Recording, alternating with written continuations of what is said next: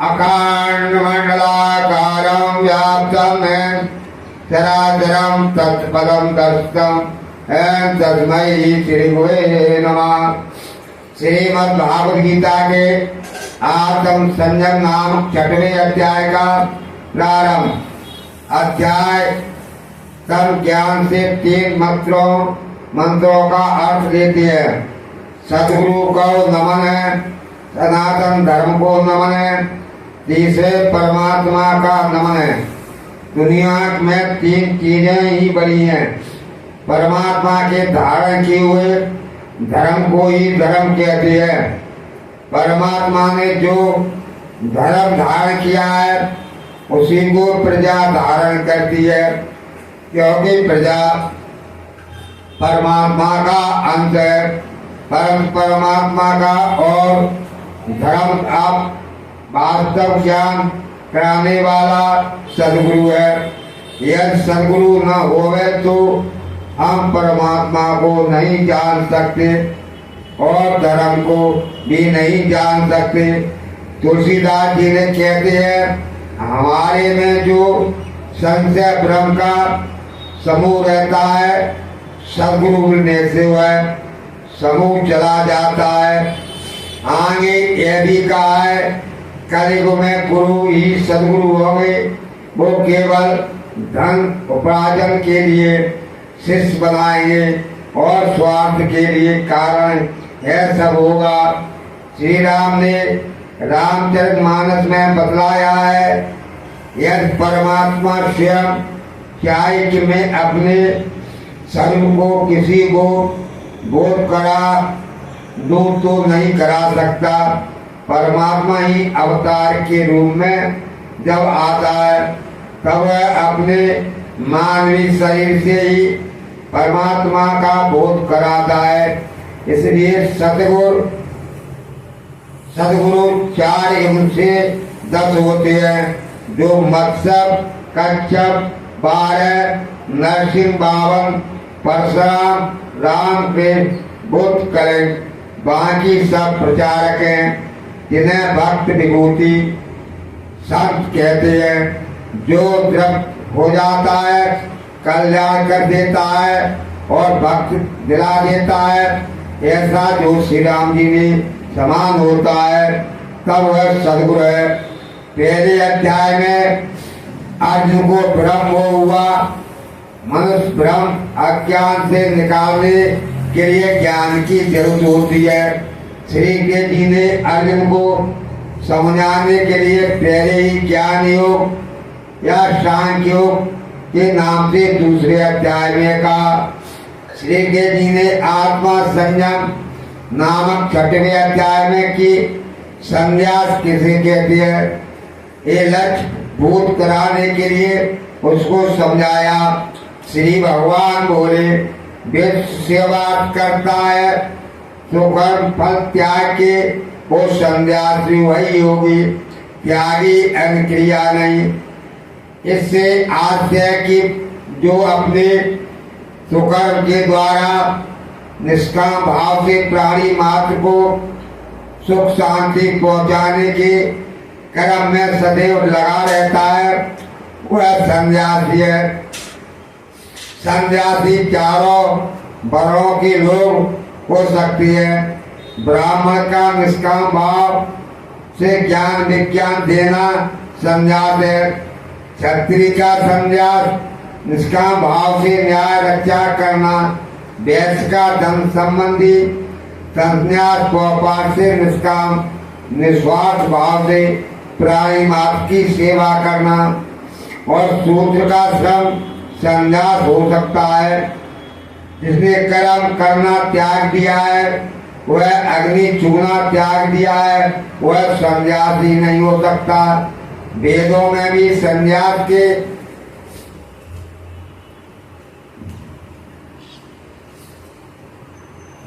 विषय में समझाया है।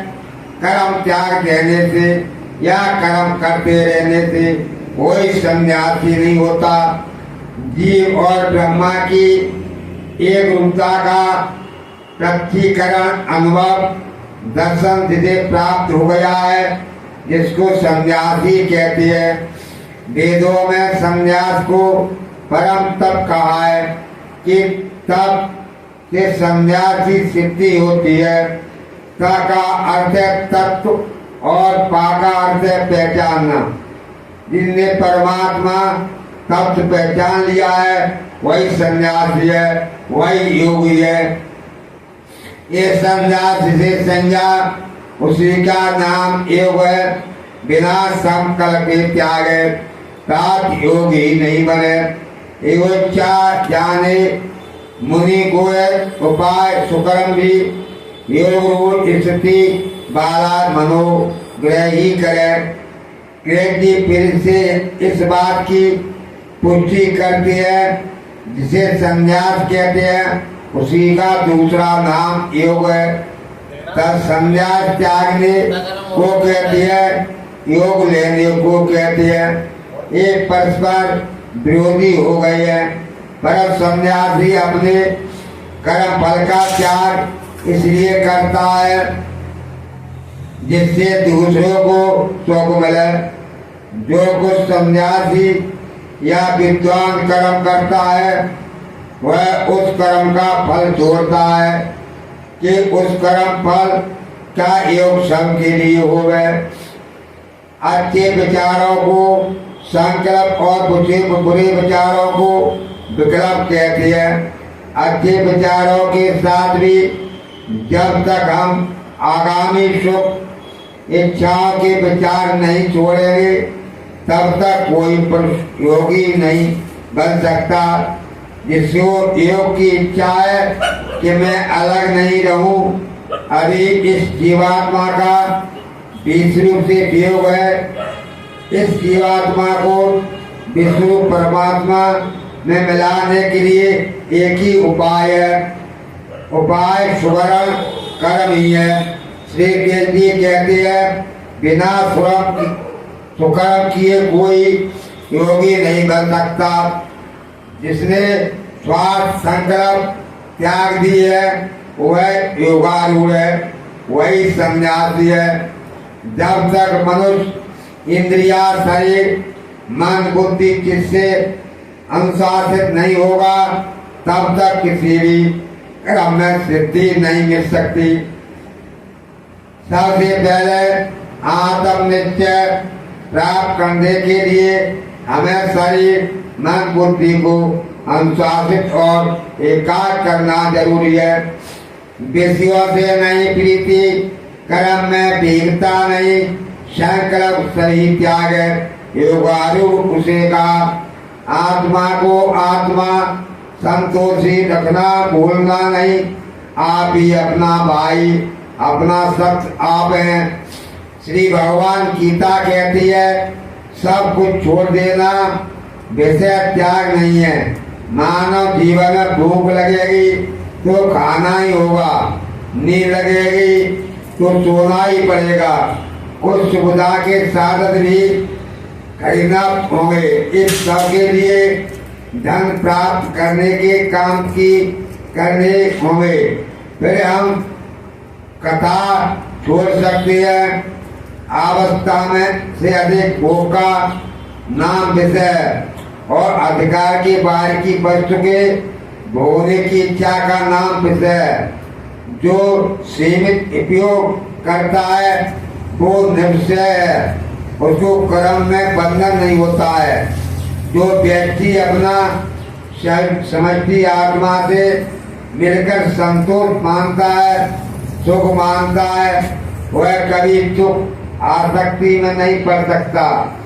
क्योंकि आप ही व्यक्ति आत्मा समझती आत्मा बंधु है, नहीं तो ये समझती आत्मा का शत्रु है। अगर हमने अपना स्वार्थ पूरा करने के लिए छल कपट से किसी की वस्तु छीना तो शत्रु नमा हो जाएगा। इसलिए जितना सुख हम चाहते हैं दूसरे भी संतुष्ट और सुखी रहना चाहते हैं। जो आत्मा बंधु आत्मा, जिसने मन बसी किया, जिसने मन नहीं जीता उसका शत्रु को करे। मनोजयी प्रसन्नता शीतोष सुख दुख में नाम मान अपमान में वैसे वो परमात्मा स्वरूप है। यह व्यक्ति आत्मा समष्टि आत्मा का बंधु है। जिस व्यक्ति आत्मा ने अपने मन को बस में कर लिया है, जिसने अपने मन को नियंत्रण नहीं किया है, वह सबके साथ प्रेम व्यवहार नहीं कर सकेगा। उसका सबके साथ में राग देश का शत्रु का ही व्यवहार होगा। जिनका मन जय और बस में ही हो गया, वह निर्भय और प्रसन्न रहता है। आंतरिक प्रशंसा से सुख दुख तथा शीत मूस और समान अपमान में आप भाव से रहने वाला पुरुष परमात्मा स्वरूप ही है। ज्ञान विज्ञान तू आत्मा जितेंद्रीय आत्मान पत्थर मिट्टी और सोना समान एक गोलक है। आप मित्र उदासीन मध्यस्थ आपके साधु को और पापी को समझे के विशेष को ज्ञान से अकेले कभी सवालान नहीं होता। सुनियों को ज्ञान कहते हैं और देखियों को विज्ञान कहते हैं। सुनकर देखने की इच्छा होती है, जब हम देख लेते हैं तब समाधान हो जाता है। इसलिए हमारा वेदांत दर्शन प्रैक्टिकल फिलॉसफी यानी व्यवहारिक ज्ञान है। इस तरह ज्ञान विज्ञान से भरपूर पुरुष पत्थर मिट्टी सोने में समदृष्टि से देखता है। आप अपने सगे स्नेहियों को, अपने प्रेमी मित्रों को और अपने शत्रु बैर देख रखने वाले को जो समदृष्टि से देखता है, वह विशेष एकतावान पुरुष है। उसकी बुद्धि इस विचारों से नहीं लगती। कौन कहता क्या कर रहा है, इसलिए वह साधु और पापी के साथ भी विषम भाव नहीं रखता। ऐसा मनुष्य दुख चराचर के ऊंचे साक्षी हो गया है। साक्षी होने पर विचलित नहीं होता। साधु को साधु के समान, पापी को पापी के समान देखता है, बरतता है नहीं। अकेला बैठ के योगी आशा संग त्याग के जीत के मन बुद्धि को आत्मा के ध्यान में रहे।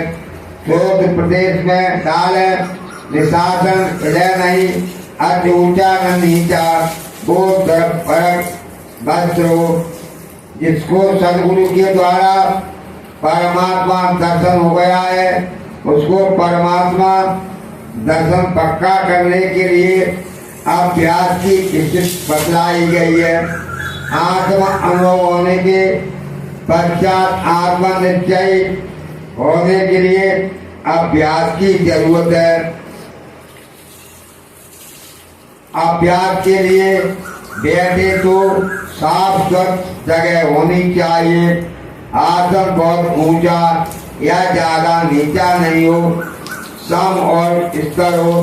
आसन मुलायम सुंदर सुख देने वाला हो, मृग चरम नहीं होवे तो ऊंचे वस्त्र होवे, जिसके कारण चींटी आदि क्रम आसन पर नहीं करेगी।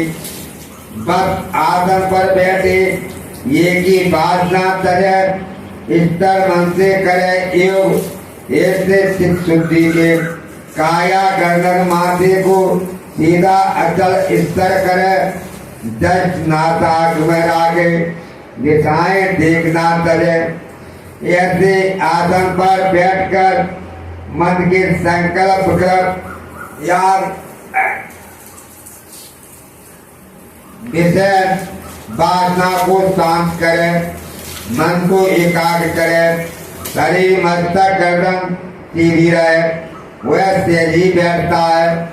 दृष्टि सामने रखे, इधर उधर देखने से मन की एकाग्रता भंग होती है। श्री शंकराचार्य ने कहा, ज्ञानमयी दृष्टि करके हम जगत वो ब्रह्मा देव को वही ब्रह्म श्रेष्ठ दृष्टि है, वही दृष्टा दर्शन दृष्ट इस चक्ति का भी लय हो जाता है। नासिका के अग्रभाग का अवलोकन करने से कोई लाभ नहीं है। संपूर्ण सृष्टि परमात्मा स्वरूप है। दीप त्यागे रहे शांत आश्रय ब्रह्मचर्य को मन रोके मुझे दाव है। मान पर्याय हो रहे ऐसे सदा समाधि में रहे योगी मनोजयी वो शांति मुक्ति पावे मेरे मेरे स्वरूप में। तत्वदर्शी सदगुरु के द्वारा विश्व परमात्मा है। नित्य प्राप्त होने के बाद मनन करने के लिए साधक को कैसे रहना चाहिए कि सब भय छोड़ दे, शांत रहे। एक ही इंद्रिया का संशय ब्रह्मचर्य नहीं है। सभी इंद्रियों का संशय में रखना ब्रह्मचर्य है।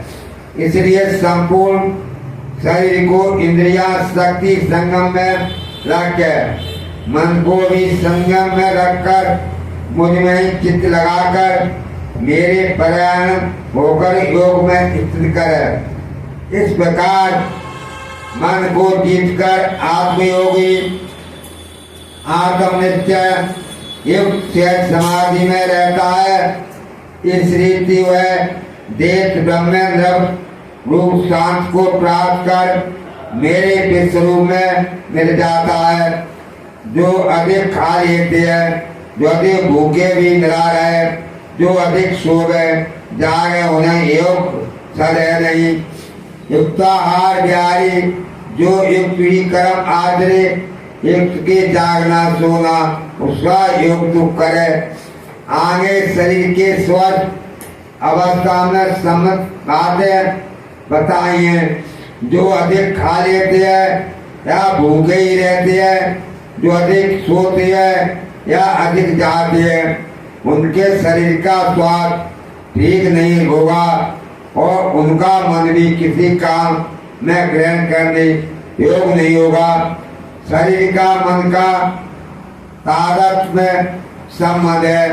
यदि हमें कोई शारीरिक रोग हो जाता है तो हमारा मन भी स्वस्थ नहीं रहता, और यदि कोई मानसिक व्यवस्था आ जाती है तो शरीर अपने आप शिथिल हो जाता है, निष्क्रिय हो जाता है। इसलिए शरीर स्वस्थ रखने से मानसिक स्वस्थता रहती है और मन का संतुलन ठीक रहने से शरीर में कार्य की क्षमता ठीक रहती है। आहार का संबंध शरीर से है, विहार का संबंध मन से है। इसलिए दोनों का ध्यान रखना है। जब रुका हुआ चित्त आत्मा में उत्तर हो रहे वासना तभी त्यागे। एक पुरुष से कहे निर्वाक त्याग से जैसे दीप ज्योति नहीं रहे वैसे आत्मा योगी चित्त नहीं रहे। इस तरह से अभ्यास के द्वारा चित्त आत्मा में स्थिर हो जाता और व्यक्ति भोगों की वासना लय हो जाती है। ऐसे उसको ज्ञानी जन युक्त कहते हैं। जैसे दीप के प्रकाश पर कांच का आवरण लगा हो देती है तो हवा का धक्का नहीं लगता और प्रकाश की ज्योत हिलती नहीं है। वैसे जिनका चित्त पूर्ण रूप से स्थिर हो जाता है उनके विषय वासनाओं के कितने ही धक्के या झकोरे लगे उनका चित्त किंचित भी विचलन नहीं होता, चित्त स्थिर रहता है। यह आत्मा योग इसकी की पहचान है। योग से स्थिर जो चित्त नहीं विश्रांति गए जहाँ अपने में आप से कि आत्मा दोष है।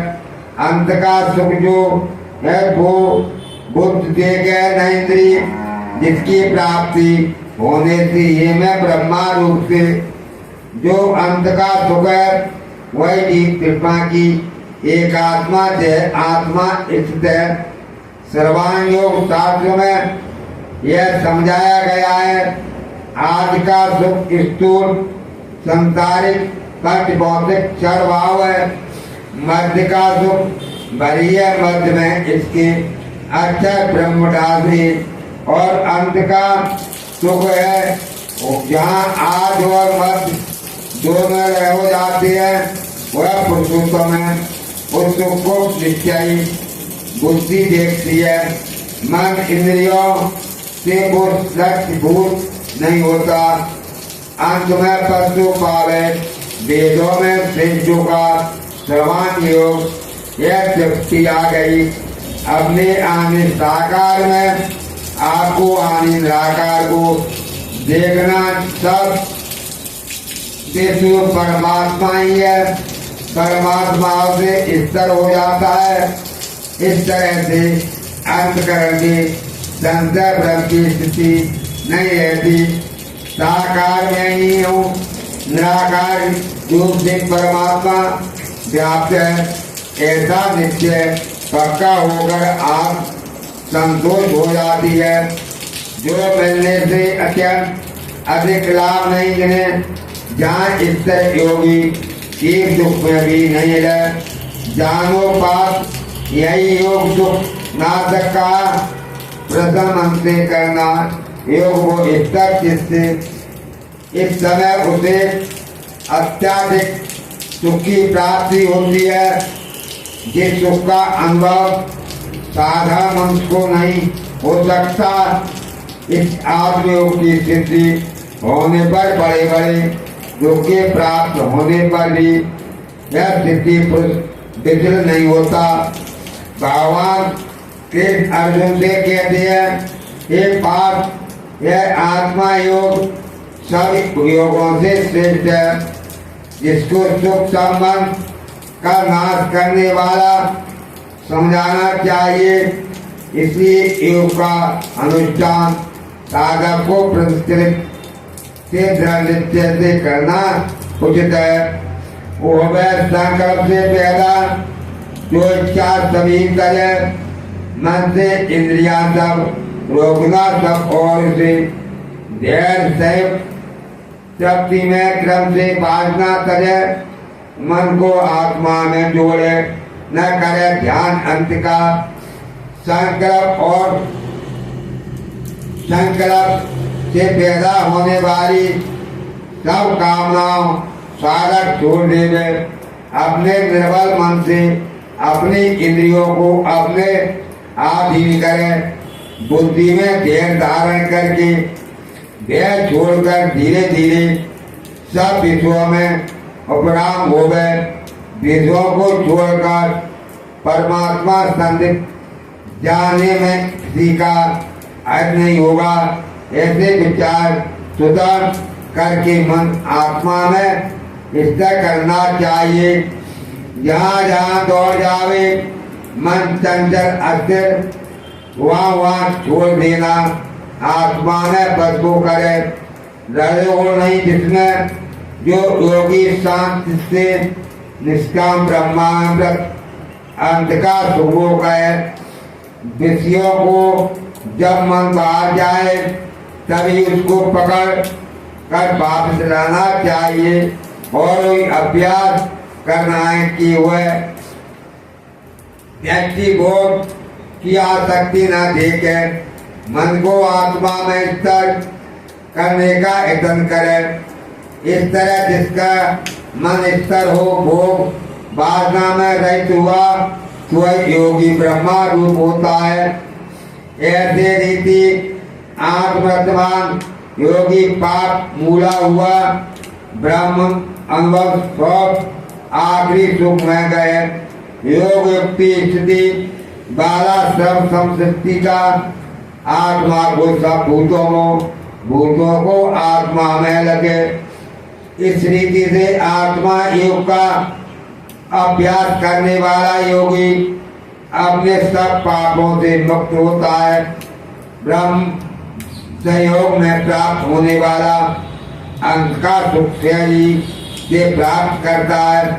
तेजी अर्जुन से कह रही है, उसको ही हम दर्शन श्रवण हो सकता है, जो आत्मा को सब भूतों में और सब भूतों को आत्मा में देख लेता है।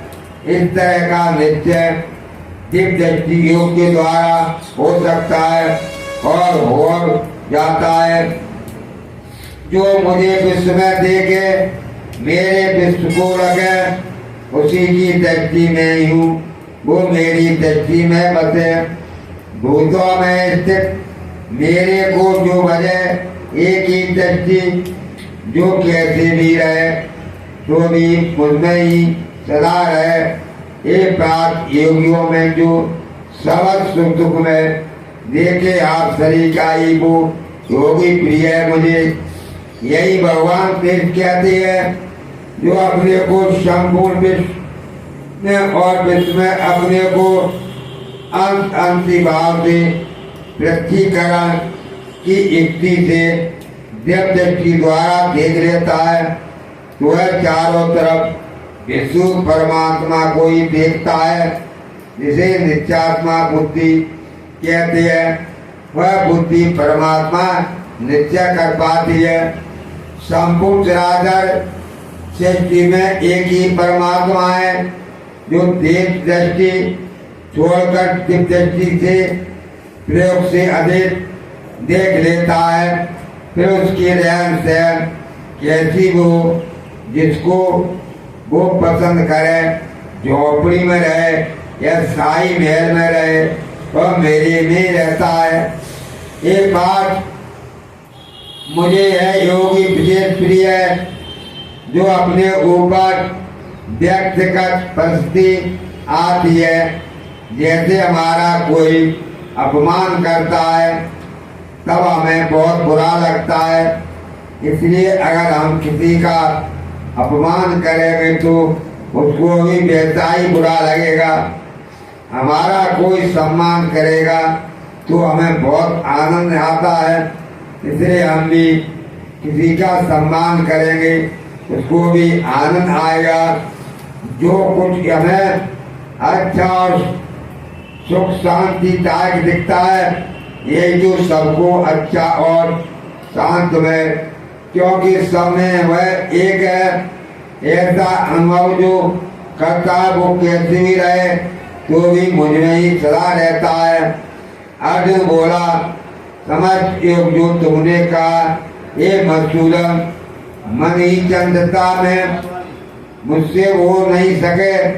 मन चंचल है, किस अन्याय देश शक्ति का है, असाध रोकना इसका ठीक है भाव का। मुझे अर्जुन के मन में एक प्रश्न आया कि समझ योग आनी दिव्य योग के विचार जो आपने मुझे समझाए।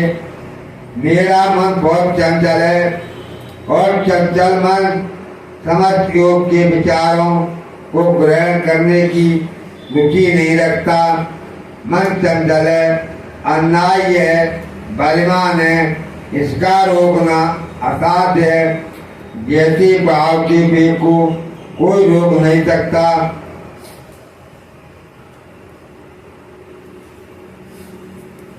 इस मन को शांत नीति से भी कोई रोक नहीं सकता। समझ भगवद गीता में श्री कृष्ण जी ने अर्जुन को एक बात कोई मानता दी है। श्री भगवान बोले, फिरता रहे नहीं बैठे, मन में पांच सत्य है, अभ्यास और वैराग इसमें कौन से रुके। असमयी में कोई योग प्राप्त होता नहीं कभी। मेरे आत्मवृद्धि को भी मनोजय सुगम से यहाँ कृष्ण जी कहते हैं, पांच सत्य मन चंचल है, अन्याय है, बलवान है, इसका रोकना असाध्य नहीं है। ये कष्ट साथ जरूर है। अभ्यास और वैराग करने से चित्त की चंचलता रुक जाती है। स्तर प्राप्त करने के लिए हम जो प्रयत्न करते हैं उसी का अभ्यास कहते हैं। लंबे समय तक निरंतर आदर पूर्वक श्रद्धा पूर्वक जो अभ्यास करेंगे तो निश्चय पक्का हो जाएगा। विषयों में आसक्ति का अत्यभाव हो जाना ही वैराग है। धीरे धीरे अभ्यास करो, विकार वासना को क्रम से निकालो। इस तरह धीरे काल में मन अच्छे विचारों में सृजित हो जाएगा। साथ ही कृष्ण जी ऐसा कह रहे हैं, जिनका शरीर इंद्रिया मन बुद्धि चित्त नियंत्रण में नहीं रहते उनको ये परमात्मा दर्शन कभी नहीं हो सकता। निष्काम भाव से सुकर्म द्वारा जो सेवा करता है उसको अवश्य परमात्मा अनुभूति हो सकती है। जिसको परमात्मा योग की अर्थात जिसे जीव ब्रह्मा का योग प्राप्त करना है वो सुकर्म द्वारा निष्काम भाव से सेवा, तब अंतकर्म शुद्ध होगा। बाह्य कर्म से चित्त शुद्ध होती है और चित्त शुद्ध से बाद परमात्मा अनुभूति हो जाती है। श्री अर्जुन बोला, श्रद्धा युक्त कर्म योगी योग से प्रचित है, योग सिद्धि नहीं पाता। टेक्निक क्या करते हैं, जैसे ब्रह्म भाव महाभाव नहीं है प्राप्त मोह से दोनों से प्रत्यय, तिसका मेघ का नाश उठो नहीं। मेरी यह शंका के मिटना योग आयो, बिना तुम्हारी न शंका दूसरा कौन खो सके। तब अर्जुन के मन में एक महत्वपूर्ण शंका उठी, जो साधक योग मार्ग में यत्न करने वाला नहीं है, परम सिद्धांत से आश्रित बुद्धि से युक्त है। परम सिद्धि प्राप्त होने वाला योग साधन उससे नहीं होता, तो वह योग की सिद्धि न प्राप्त होकर किस गति से पहुँचता है। यह महाबाहु है ब्रह्म प्राप्ति की मार्ग से मोह हुआ। पुरुष कर्म मार्ग और ज्ञान मार्ग दोनों ओर से भ्रष्ट होकर क्या छिन्न में हुए बादल की तरह भांस नष्ट हो जाता है। ऐसे योग साधक का बीच से नाश नहीं होता। एक मेरे इस संदेह को दूर करने के लिए आप ही योग हैं, क्योंकि आपको छोड़कर दूसरा कोई देवता इस संशय को नाश करने वाला नहीं है। श्री भगवान बोले, पाप उसका यहाँ आगे नाश होता नहीं कभी। कल्याण इच्छा इसके दुर्गत क्यों मिले उसे।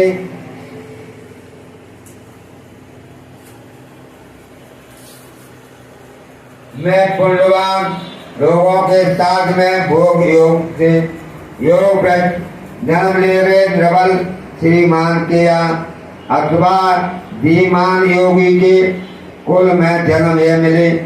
इस लोक में जन्म ऐसा होना ध्रुव है बड़ा।